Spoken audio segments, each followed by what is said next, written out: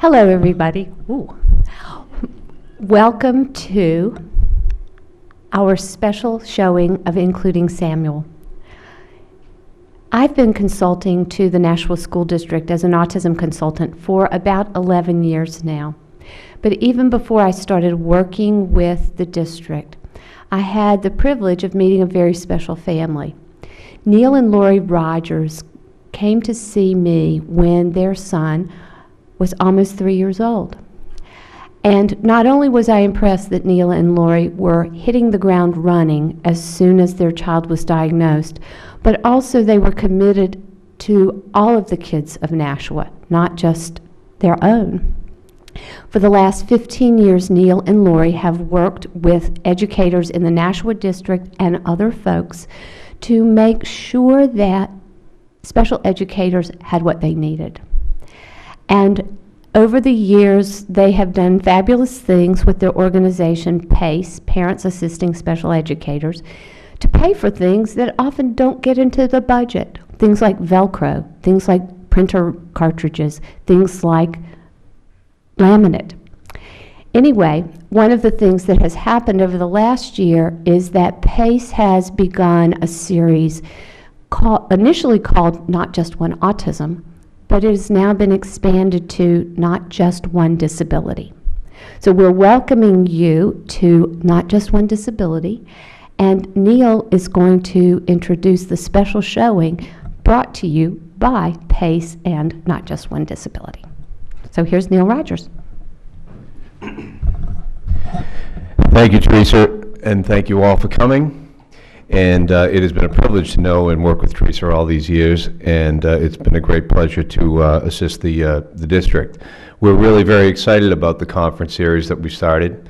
And the first time I saw Including Samuel, I was blown away by it. I've subsequently seen it 2 more times, and I don't think I'm going too far out to say I think it's the single most important thing that's been done in special education in all the time that I've been involved. And it is a great opener. You folks are in for a real treat tonight. And I can't tell you how impressed I am with the filmmaker, Dan Habib. And I'd like to introduce Mr. Dan Habib, the filmmaker in residence at University of New Hampshire.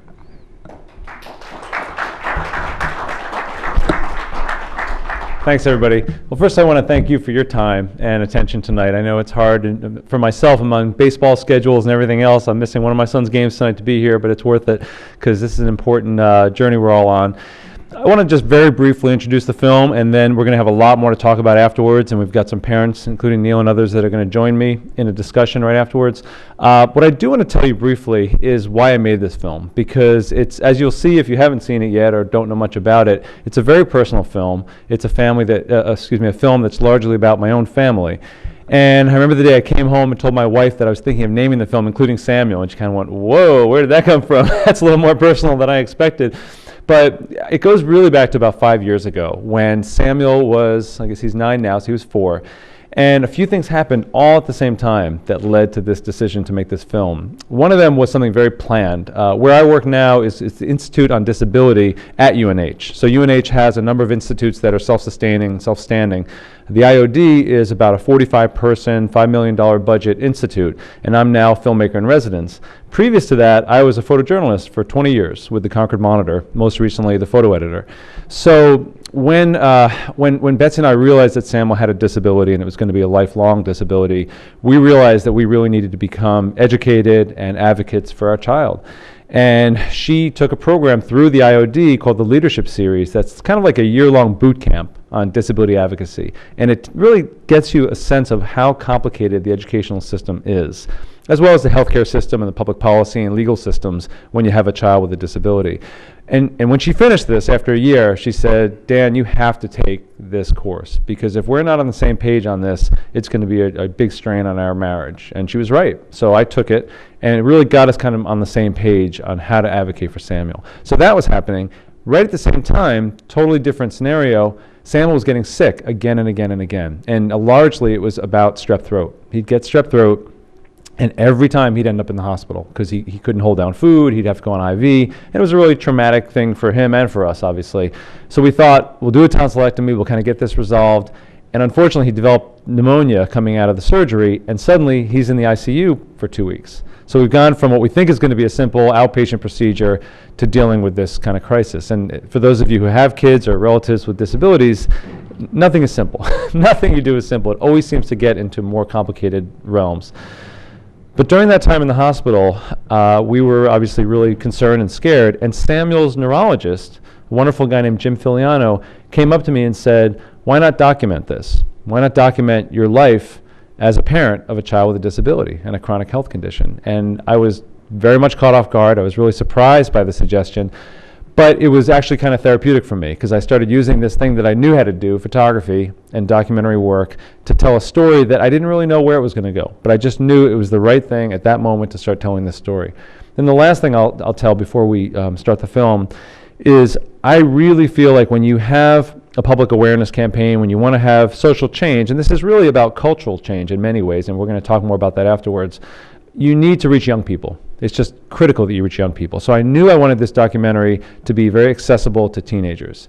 And I learned quickly through my own experience parenting that video is kind of the currency of teenagers. And many of you know, teenagers like my son, they go home, they get on instant messaging, they send YouTube links to each other. That's kind of the way they communicate.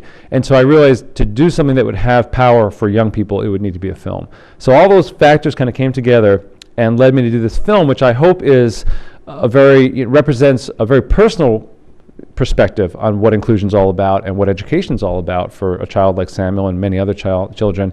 But it's also a very objective, kind of balanced approach at the issue, because that's my journalistic side kicking in and saying, if you do this in a way that sugarcoats it, oversimplifies it, it's not going to help any of you from the Nashua Board of Ed or the aldermen really understand the issue in a way that helps you do your jobs even better.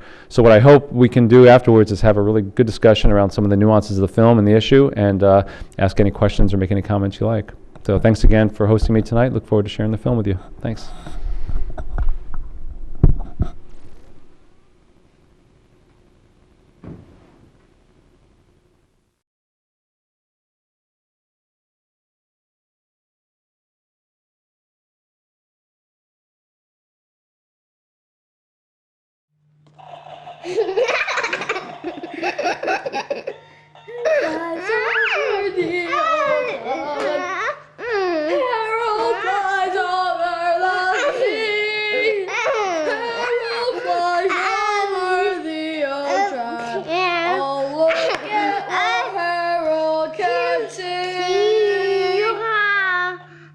Take a bow. Okay. Thank you.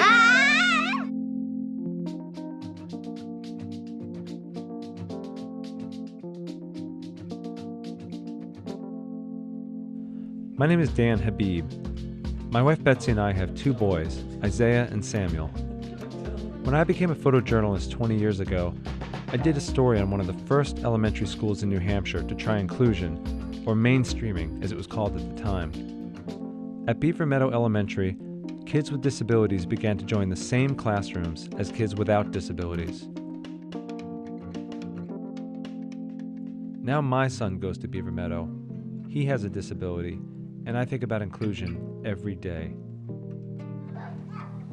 When Samuel was a baby and we first started realizing that he might have a disability, I remember being really afraid, because all the things you imagine for your child were things I was afraid about. How could he run around on the playground and play kickball when he couldn't run?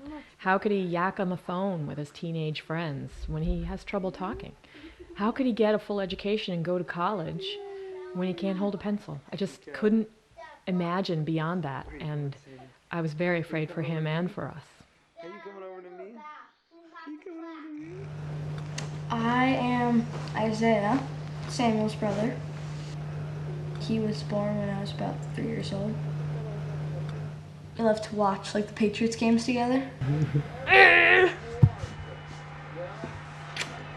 You didn't get that, did you? You didn't get that. Teddy Bruce goes down. We love to play tackle. No, actually, I got you. There's sunlight streaming from his smile. Samuel likes spaceships. His favorite color is yellow. Does he like sunflowers? I like sunflowers. Those are Samuel's classmates, his friends. He's going to grow up with these kids, and they'll know him as Samuel, not the kid in the wheelchair. Inclusion is the best way for every child to learn, not just the child who comes in with a speech issue or the child who uses a wheelchair. It's every single child has a multiple way of learning, and we need to discover those ways. I made this film to honestly share our story as we try to figure out how to include Samuel in our school, our community, our family, in every aspect of our lives. But Samuel is young, and including him may become more and more challenging. So I also made this film to learn from the experiences of others, like Alana Malfi, Nathaniel Oriana, Emily Huff, and Keith Jones, who can look back on the choices they made and their parents made, and how that affected their lives. You cannot box people up in a room 20 by 20, 8 hours a day, and then ship them off into the world and expect them to have social interaction skills. It's not going to happen. Keith told me what it was like to grow up in the 1970s, when almost all kids with disabilities were completely segregated from the typical kids. I asserted myself. I don't care about paste and popsicle sticks. I want math. You know, can I get some math? Something. I was different in the fact that I had a family that knew what it was and how it was to be in education. They knew what they wanted for their child, because they also expected a lot of me. It's not all on the school. It's a two-sided equation.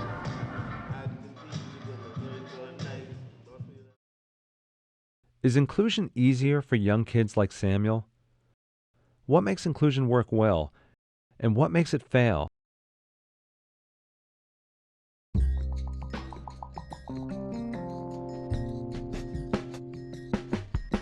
I'm nice and funny, but people don't understand that, you know? We feel that they thought that inclusion was a good idea, so yes, let's go do inclusion. I did not have any formal or informal training to have these students in my class. How am I going to reach the valedictorian and reach Alana at the same time? I don't know how to do that. I'm not even sure I reached the middle of the road this year. I have cried many times about this year. I don't know what to do. I don't want another year like this year. Around the time Samuel started elementary school, I wondered, what does a school that is a model for inclusion look like?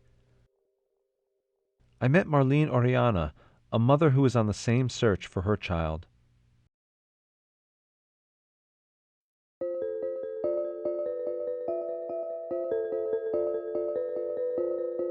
He was withdrawn, very repetitive in all of his movements, very, very minimal speech. I didn't know anything about autism, and neither did my husband. I mean, it was like going on a roller coaster that never ended. Nathaniel and his family visited the Haggerty School, a public elementary school in Cambridge, Massachusetts. As soon as I walked in through the door with my husband, we said, this is it. It feels like home. We really accept people for who they are and what they are.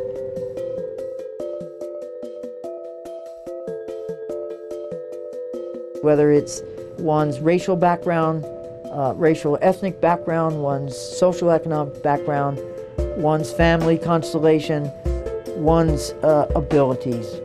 Seeing diversity in its fullest sense as an important quality. We're having about 2 more minutes left. I can't limit him. I can't do that. Everybody else in life is going to limit him. I can't do it. And trying hard not to bump into each other. Can all children be included? Are there times when a separate school really is the best place for a student? I got to know Emily Huff as I looked for answers to those questions.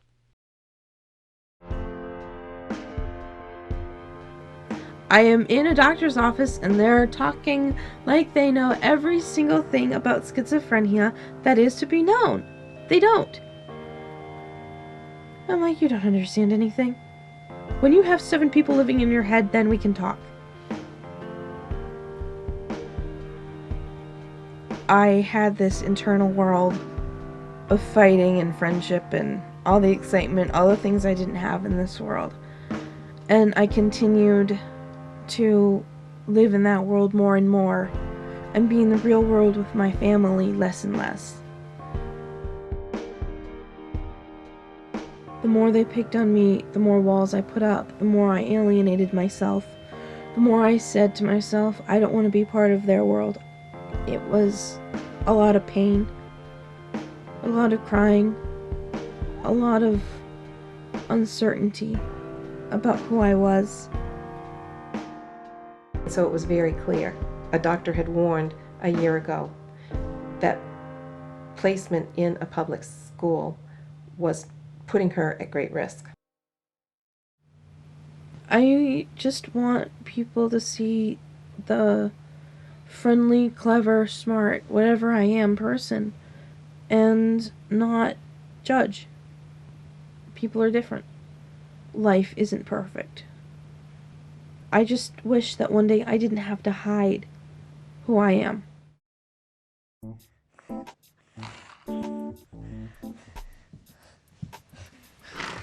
Now that I'm so close to a person with a disability, I can't believe that I was so blind to what people with disabilities in our community, in our country, in the world deal with every day. There was this huge civil rights issue, this huge amount of prejudice going on, and I never noticed it before. I see the work of inclusion as probably the last frontier of desegregation. If you read the brief from Brown versus Board of Ed, the Board of Education argued that if we let blacks be integrated, that the next thing you know is that we'll be letting people with disabilities be integrated. Samuel has changed the way I look at everyone around me. He has taught me not to prejudge anyone by how they talk, or whether they can talk, or how they move or see or hear. He has taught me patience. He has taught me not to make assumptions. Have you learned anything from him? Yeah, I guess. What?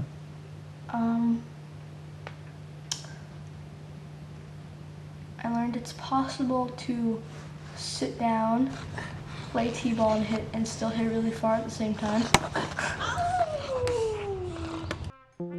Samuel brought the disability rights movement into our home, and every day it brings new questions. As Samuel grows up, what can we do to make sure that people see that his cerebral palsy is just one part of who he is? Can we continue to fully include him as he goes to middle and high school? What about the times when inclusion has to take a back seat, as Samuel misses weeks of school to get through another health crisis? I don't know the answers to those questions right now, but I know that Samuel loves life. He loves to laugh and he loves the Red Sox. He wants to keep up with his brother and be a part of everything we do. He will teach a lot of people, which is good, because the world has a lot to learn.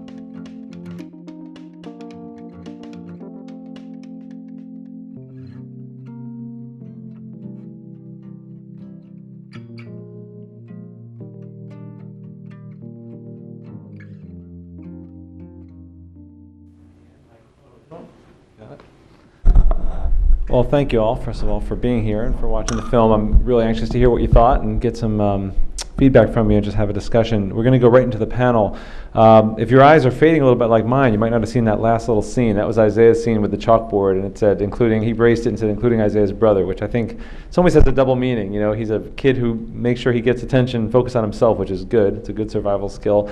And he also, it's the way he sees Samuel. You know, he's not a kid with a disability. He's not the kid in the wheelchair. He's just his brother. And that's how I think a lot of Samuel's peers see him, because he's with them all day long, all the time. Not just in school, but in extracurricular activity as well. And I think that's kind of the heart of why we do this and why I made this film, is it's really about community. It's all about feeling like you belong in your community. And I just can't see that happening unless you're in your school, in your community, in your neighborhood, all day long with your classmates, and in classes with your classmates as well, not just in a separate room. So what we're going to do is go right into the panel now. Do you want to introduce our other two panelists, and do we want to bring a few chairs up here? What would be the best thing to do? Sit up here. Okay. At the Whatever you want to do. As long as we're not so far away that we can connect with each other.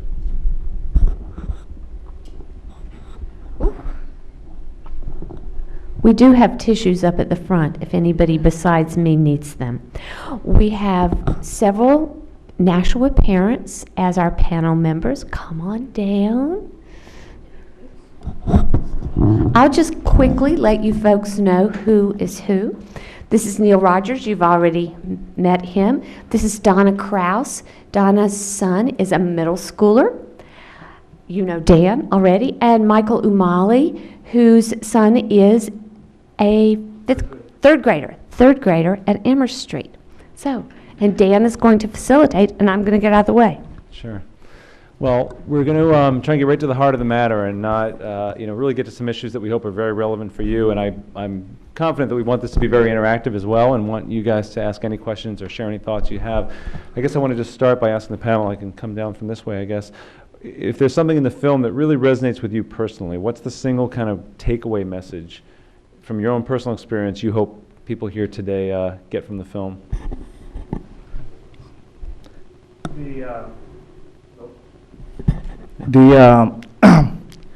The worries as a parent when my child is growing up. There are parents I've met since I became an advocate for my son and joined the disability community. I've heard parents who their kids are already in graduated high school or still in graduating high school once told me, you know, when we first saw Including Samuel was 18 years ago, we were advocating inclusion in our school, and we're still doing that.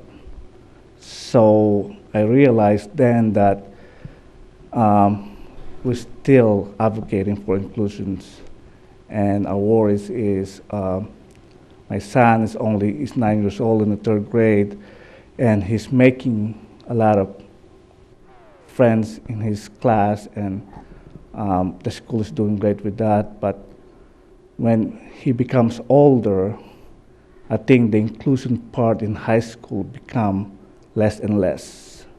High school, 6th grade and up, becomes tougher for kids with disability. And my hope, and like including Samuel, you see all the other children who's been in going through those ages, becomes tough for them because a lot of kids does not have any awareness, educations about kids with disability. Kids with disability and the parents live a normal life. And more so that we have a lot more struggle because we're trying to make our children part of the community. And Including Samuel hopefully will give these teachers, parents, kids an understanding what the parents and the kids are going through. Mm-hmm. Thank you. Thanks. Go ahead, we'll just go left to right. Thanks. Is it on? I guess it is. 100,000 things. Every time I see this, there's more and more impressions that come to fore, and I can't stop writing because so much of it applies to our our family life and our current circumstance.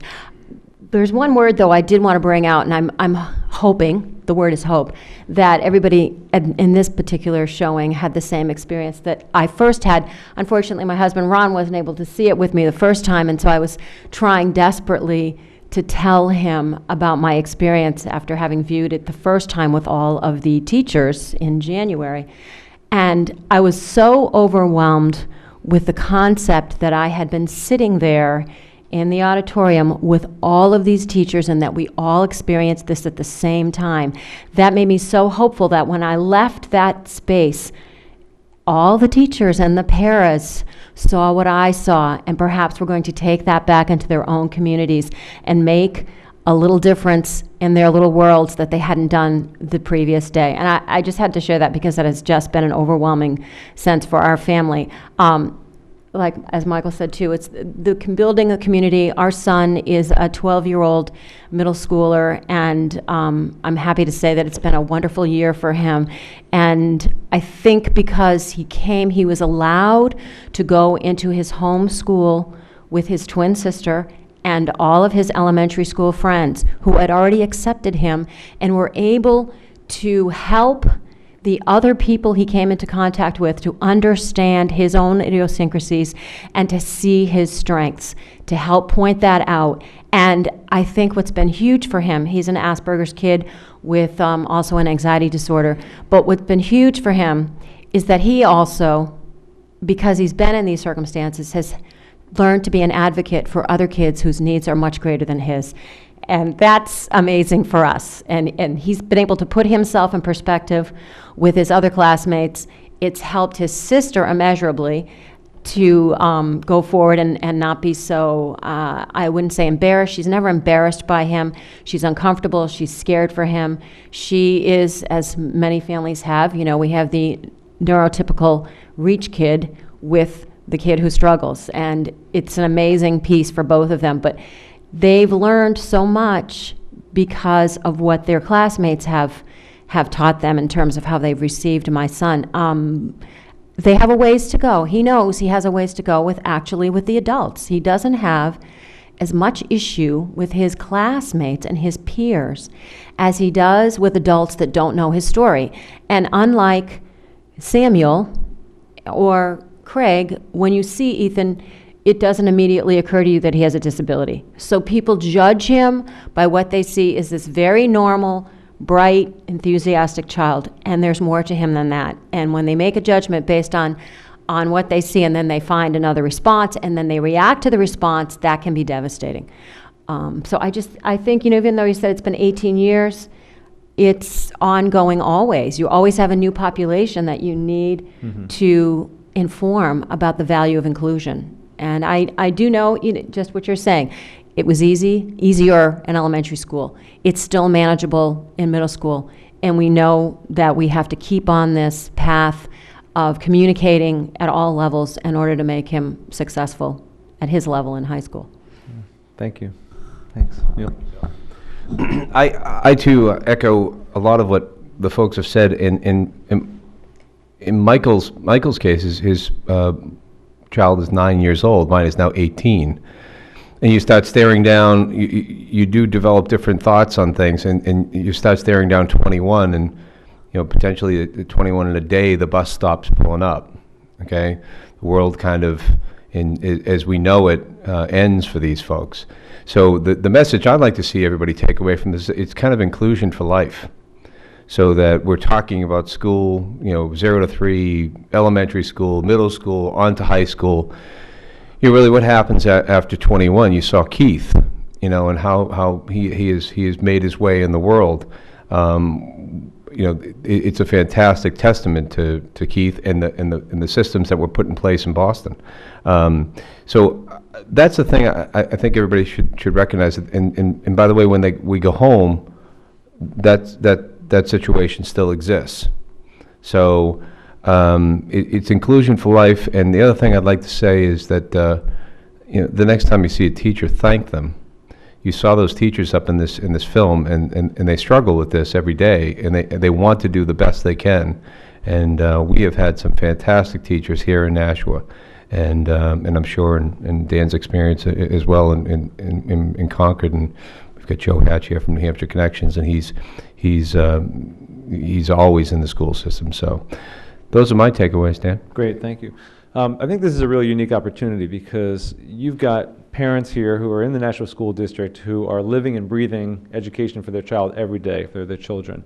I'm going to be around afterwards. I'm going to stick around the reception. So I'm happy to answer any particular questions you have now, but I'll also be available later. I would love for you all to think about a question or a comment or anything you want to ask about Nashua and what it's like to go through this maze of the educational system in Nashua, because that's, I imagine, your primary concern, your primary focus.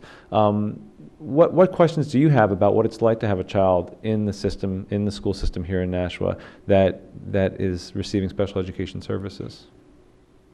Well, I work at Nashua Children's Home, and we have a school for kids that are toward the age.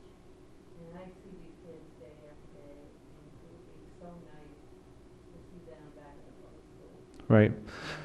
So what's it going to take? What I'll probably do is ask you to keep your questions brief, and then I can, I'm going to repeat the question unless we have a roving mic. So you work at a separate program for kids with emotional handicaps, emotional disabilities. What would it take to get them back into the public school system? It's a great question. I can put that to the panel. I mean, let me just tell you real briefly, my next film is actually about the inclusion of kids with emotional difficulties, challenges, handicaps, whatever you want to call them, and behavioral challenges.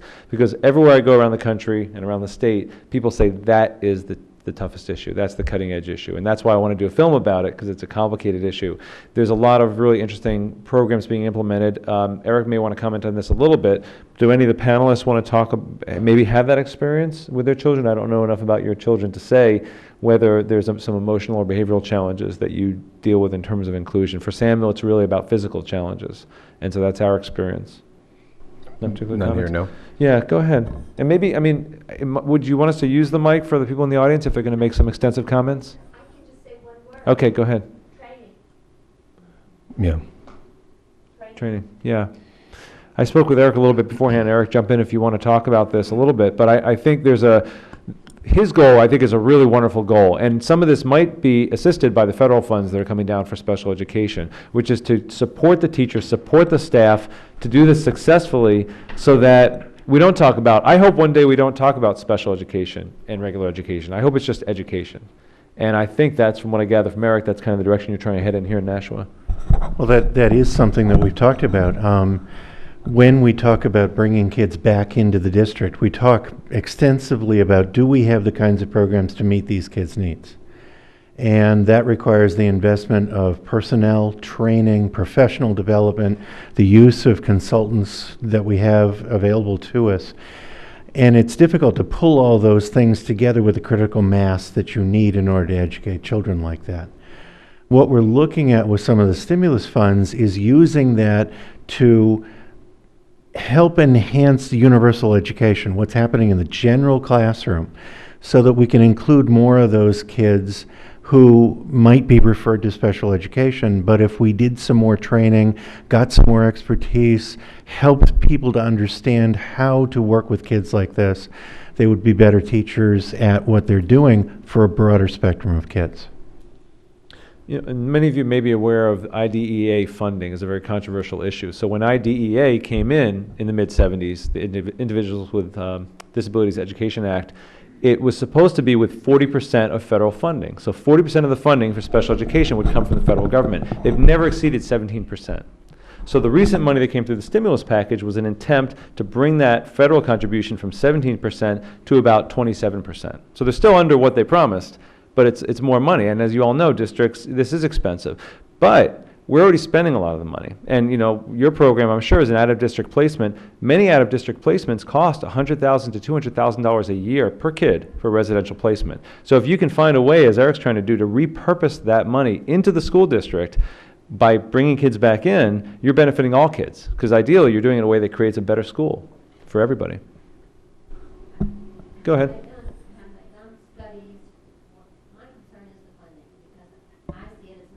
Right. Sure. Let me.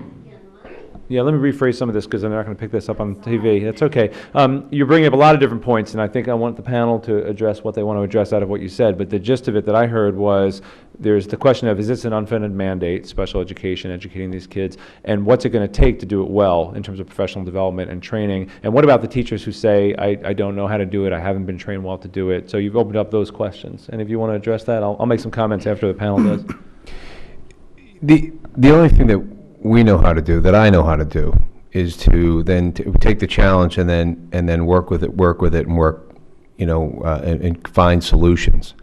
What we have been doing from our foundation's perspective, PACE, this conference series that Teresa introduced earlier, that's not just one disability. It's a community, it's a collaboration between the special ed department, our foundation, and the community.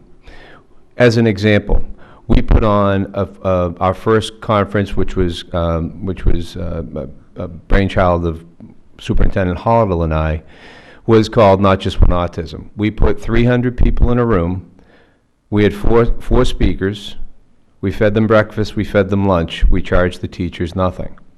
They got CEU credits, and the whole event cost $3,000. 300 people. The reason why we are going to do more of those things, if we collaborate, if we work together, if we come up with the topics, we can put these things on with not a lot of money. We have these wonderful facilities. You're sitting in one. We've got 2 teched out auditoriums. Dan has shown his film in South. We are going to do another showing here at North for the in the fall. But the point of the matter is that if we work all the way through the community, the Board of the Board of Education, the teachers, the parents, and work all together, we can make some stuff happen, and we have. Let me ask the other panel to add to that. Is there anything you want to add directly to her question? Yeah. Go ahead. Since I've been involved 5 years ago, the biggest question between the school, and I met a lot of parents out there, is closing the gap. When I approached Eric Schroeder's about how can we close the gap between the parents and the teachers, is to talk to each other. And I've been working with the family support councils, with Gateway Community Services and the school district, is to find out the better training the parents have with their child and their disabilities, and the teachers at the same time, and have them talking, closing the gap, is cheaper to be able to train everyone at the same time. The problem is communication between the parents and the teacher. There's always been infighting between the parents and the teachers and the school district. And that's where the expense comes in.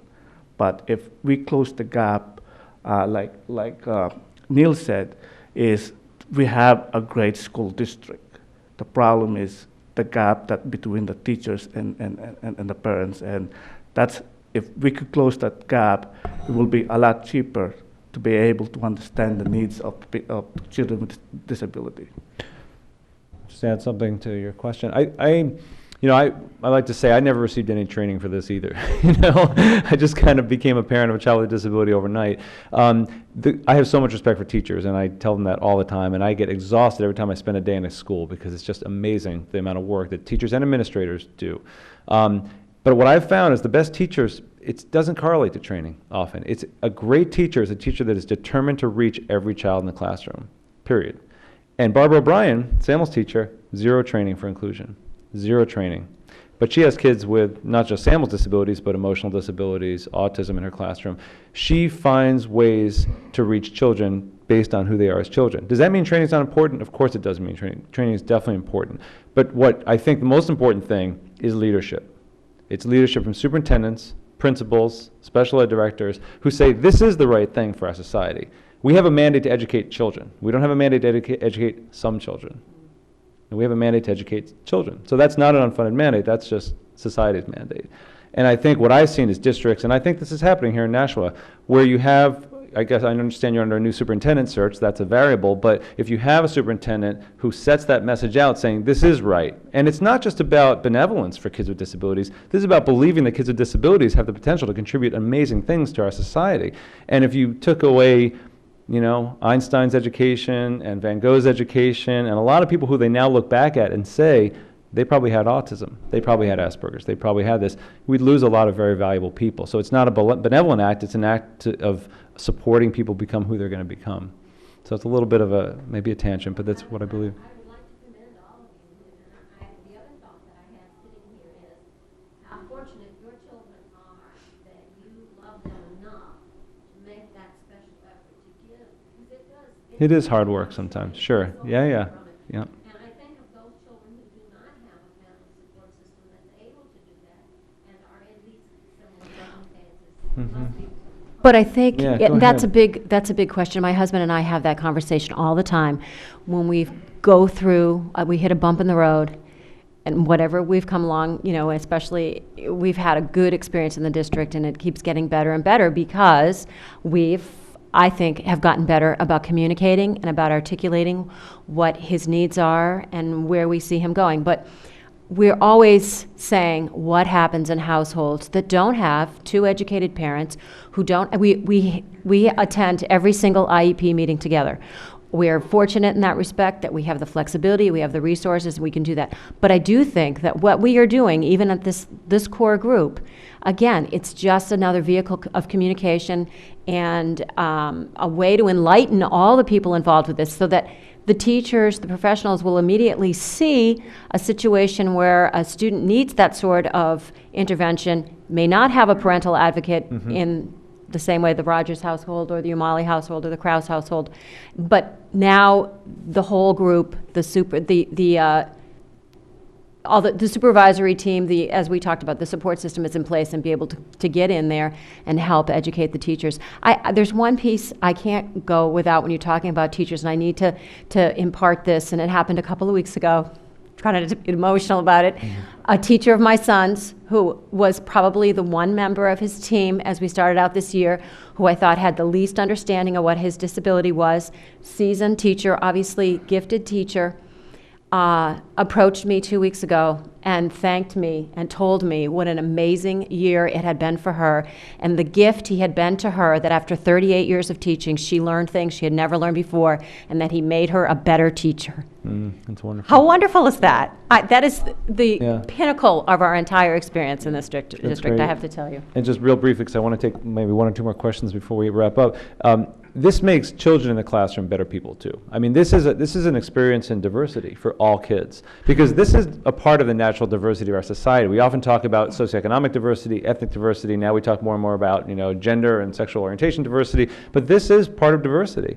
And I think people are deprived from a real life, real world experience if they're not exposed to this type of inclusive education environment. And I can always tell the kids in our community who are in inclusive schools or not inclusive schools just how they look at and react to Samuel. If they stare, if they just don't think he's a 9-year-old kid, you can tell they just haven't had this exposure. And then what happens when their grandparent has a stroke one day, right? Or they have a nephew that's born with a disability. It doesn't become this massive mystery to them. They understand this is part of real life.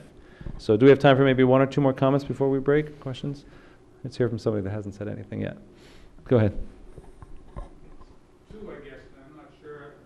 One is somehow no child left behind. Sure. Yeah, two good questions, yeah. Let me just repeat them. So the first one is, how can the Nashua School District evolve, improve from the perspective of these parents in order to meet the needs of all kids, particularly kids with disabilities? And then how can we continue, or I don't know where you all are in adequate yearly progress and everything, I haven't studied that, but how can we make sure you meet those benchmarks that you have to meet for this really diverse population that schools are now called upon to educate?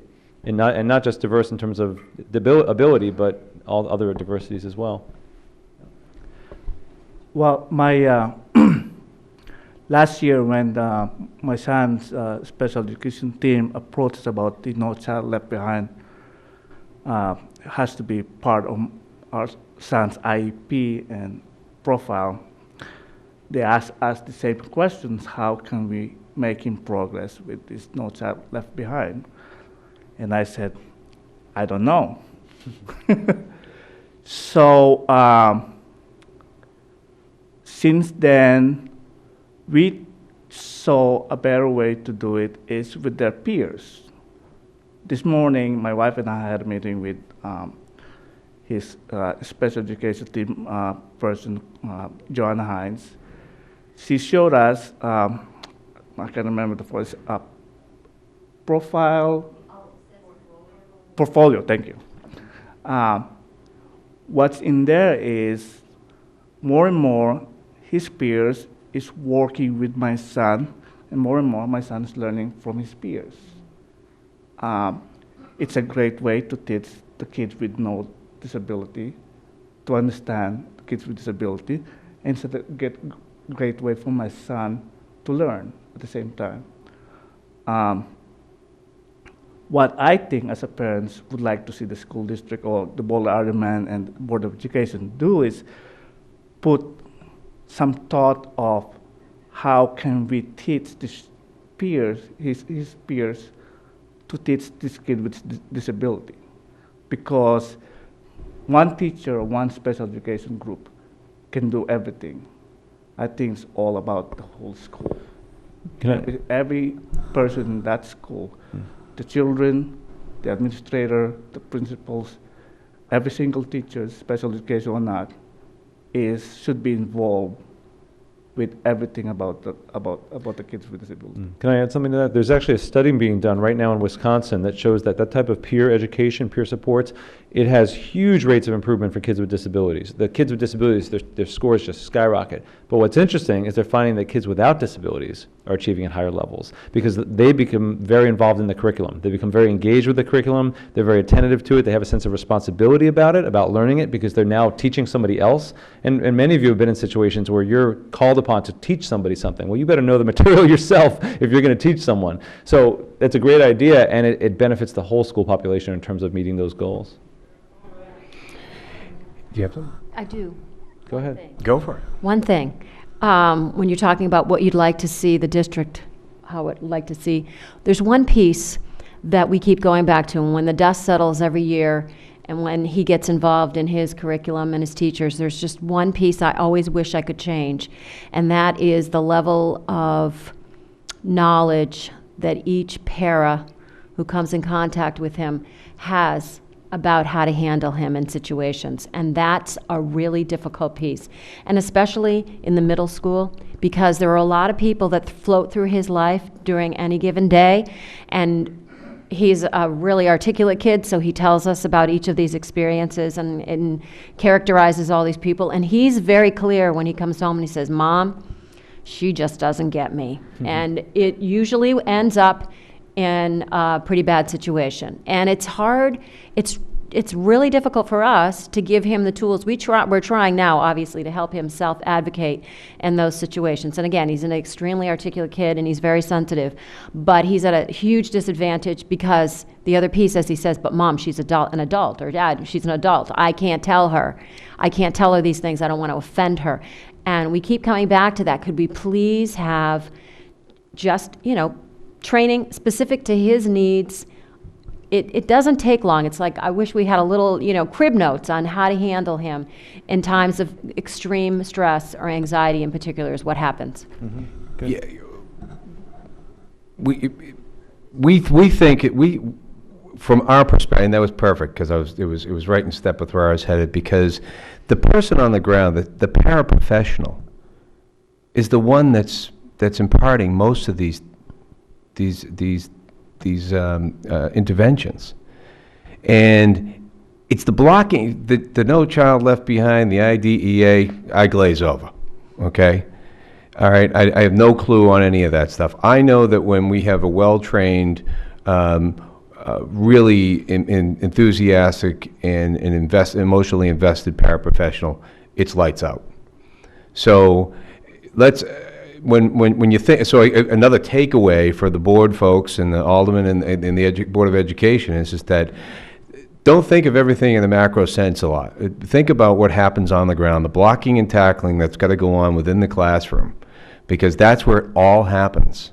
I've sat on things in a state level and said, "It's not for me, let me know when you need it to go down into the paraprofessional level. I'll help you do that."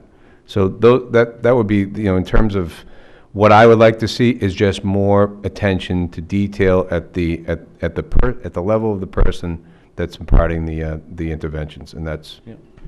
And I'll just clarify, when you see blocking and tackling, don't take them literally on that. That's not happening in the Nashua School District. They're not using that type of disciplinary approach. Did you have something you want to say? And then someone's going to need to be the timekeeper here, because I'm not sure. I know we want to, go ahead.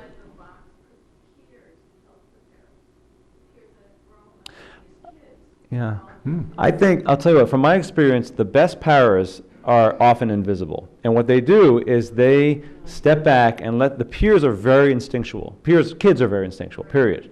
They're very intuitive. And I find that the paras that have been very successful with Samuel, with other kids I've seen, they do the aid and fade approach is what you call it. You help as little as that child needs in order to feel supported, then you back off. And it's wonderful to see how the kids just come in. It's the paras that become kind of roadblocks that cause a lot of issues. So I don't know if you want to add to that, but that's my experience. There's another hand in the back. Go ahead, sir.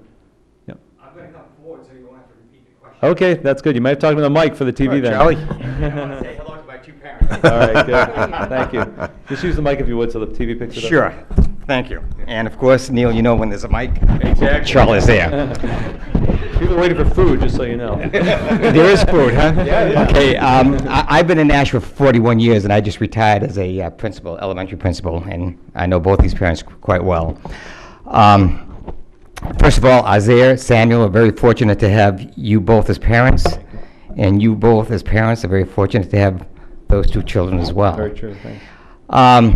The story I'd like to share with all of you is that when I opened up a school here in Nashua back in 1977, we only had 18 classrooms because we were a feeder school from all the other elementary schools. And as a result, we had many, many empty classrooms. And I was very fortunate that year because I had so few classrooms. I was indulged, and I'll use that word carefully, with 8 special ed classrooms at the elementary level in my building. And I had no clue what to do with them.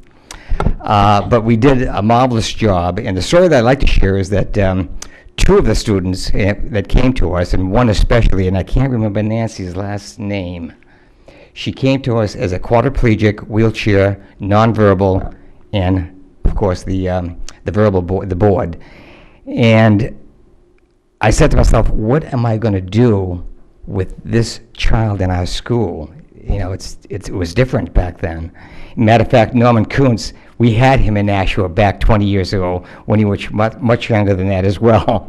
I looked at him and I didn't recognize him, but he was in Nashua. Gail Barringer brought him here. Yes. So we go back. Nashua's done an awful lot with special ed, and we still are. But anyways, when before Nancy came to us and said she was quadriplegic, nonverbal, the first thing I did was meet with the teachers and made them aware of what was going on and what's going to be happening. And then I said, another light that I have to put on is the kids in the school have to be aware of this child that's coming in. Mm-hmm. So I made it a point that I met with them at an assembly, and I talked to them about this child and so forth. And then the next thing I said I had to do is take that wheelchair, and when she came to us the very first day, I took the nurse's wheelchair, and I spent the entire full day in a wheelchair with her. And I was with her for the full day. And one does not appreciate what it is like to be in a wheelchair until they've done that as well. Trust me. I learned an awful lot that way. So again, Pace, you've done so much for the city of Nashua. You still are, and I just want to say personally thank you. Thank you. Thank you very much. Probably a good note to close in on that. We're going to retreat, I think, to the room down the hall to have a little food. And North Star Cafe for a little. We'll all be available for any other conversations you want to have. Thank you again for being here tonight. Thank you.